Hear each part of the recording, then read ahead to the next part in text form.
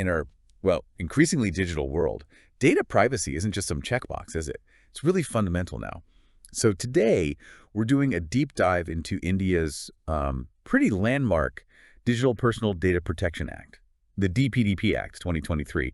Our mission really is to uncover what this actually means for SaaS companies, the services you use, and how they handle your personal data. We want to get into the key insights, the challenges, and especially the rules around consent. Yeah, and what's really significant here, I think, is that the DPDP Act, it's not just another regulation. It's India's first proper, dedicated privacy law. Ah, okay. The first one. Exactly. Now, it definitely takes some cues from global frameworks like GDPR. You've probably heard of that.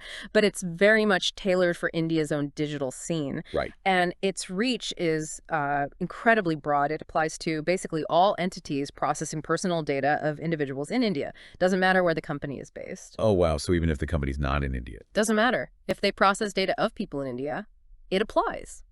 Which, raises that crucial question for any service you might be using.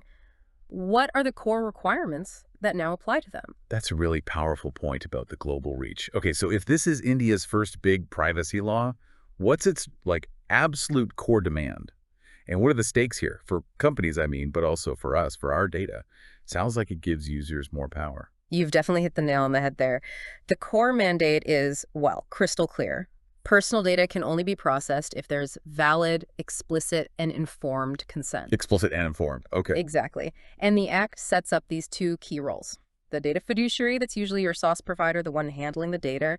And then there's you, the data principal, the end user. Right. And the stakes. Yeah, they're substantial. Companies can face really serious penalties, up to 250 crore rupees for violations. 250 crore. Wow. It's a huge number, especially for things like unauthorized data processing. And this is a game changer because it really does empower you, the user. Gives you clear rights like accessing your data, correcting it, even asking for it to be deleted. That sounds like a massive shift. Yeah. Okay, but practically speaking, for the SaaS providers, how do they actually do this? Especially with, their existing platforms, I imagine it creates some unique hurdles. Oh, absolutely. SaaS platforms face some really specific, kind of tricky challenges. Take multi-tenant architectures, for example. Where one platform serves lots of different customers, right? Precisely. So they need consent processes that work across all those different clients who might have different needs. Then there's the whole balancing act with user interfaces making complex legal stuff clear and easy to understand without ruining the user experience. Yeah, that's tough. And making sure their own third-party processors are compliant. That responsibility falls squarely back on the SaaS provider. Plus, think about all the dynamic data collection stuff beyond just signing up, like cookies, tracking behavior, all that needs proper, informed consent, too. It really begs the question, how do they manage all this complexity? That's a perfect lead-in, then. Let's unpack some best practices. How can companies make this user-friendly and compliant? Well, one of the most effective things is just using clear, simple, localized language in consent notices. Forget the dense legal jargon. Please. Right? It builds trust. Simpler language often means people actually understand what they're agreeing to. So instead of saying, we process your PII for the facilitation of third-party services. Which means nothing to most people. Exactly. Say something like, we use your data to improve your experience and provide support. Simple. And crucially, it needs to be in English and at least one local Indian language, depending on who their users are. Okay, so no more just blindly hitting accept all, hopefully. Yeah. This really does shift the power. How specific does this consent need to be? You mentioned explicit. Precisely. The Act demands consent that's explicit, informed, and granular. That means it has to be freely given. People need to know what they're agreeing to. It has to be specific, unambiguous, so absolutely no pre-checked boxes. Ah, the pre-checked box trap. Gone. Gone. And it must be easily revocable. So think of granular consent like a checklist. You should be able to check, yes, send me promotional emails separately from, yes, share my data with analytics partners. Right, separate choices. Exactly. Bundled consent, one click for everything that's a direct violation now. Okay, that's clear. So if giving consent has to be specific and easy, what about taking it back? If you, the user, want to withdraw consent later, is it still like finding a needle in a haystack? Thankfully, no. The law is very clear. Withdrawing consent must be as simple as giving it. Okay, good. So companies should have obvious ways to do this, like a managed consent link somewhere easy to find, maybe in the footer or your user profile, or just an in-app toggle switch. Simple. And they need proof they're doing this right. Absolutely. They now have to keep transparent, auditable consent logs.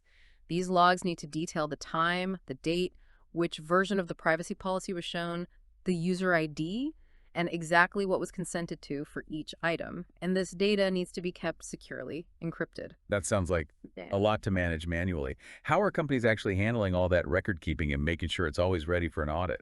Yeah, doing it manually would be a nightmare. This is really where consent management platforms, or CMPs, come in. They're basically essential tools now. Right, the CMPs. They automate the whole process, displaying the right notices, collecting the consent properly, storing it securely, and generating those audit logs. There's several good ones out there, like Osano, OneTrust, Claro. Many offer features specifically for India, like geo-targeting notices and easy audit exports. And the risks of getting this wrong. Yeah. Clearly, it's not just about those massive fines, is it? No, not at all. The 250 core fine is obviously a huge stick, but non-compliance can destroy user trust almost overnight. That leads to customers leaving, bad PR. It's incredibly damaging. And what catches some companies out, especially smaller startups, is thinking this doesn't apply if they don't have an office in India. It does. If you collect data from users in India, you're on the hook, period. So no hiding, basically. Yay. Okay, let's connect this to the bigger picture then. Yeah. Looking ahead, maybe 2025 and beyond. Yeah. What does this really mean for how we interact with online services day to day? Well, I think what we're seeing is privacy shifting from being just a compliance headache to becoming an actual product feature, a selling point almost. Interesting. Yeah, SaaS providers who are proactive, who offer really transparent user-first consent experiences, they're not just avoiding fines, they're building real long-term loyalty with you, the user. Being seen as trustworthy with data, that's becoming a massive competitive advantage. That definitely raises a key question for you, our listener. Are the services you use actually transparent about your data? Maybe it's worth taking a look. Auditing your own understanding of how apps use your info, maybe simplifying what you agree to, and seeing how you can actually manage your consent settings. Definitely something to mull over until our next deep dive.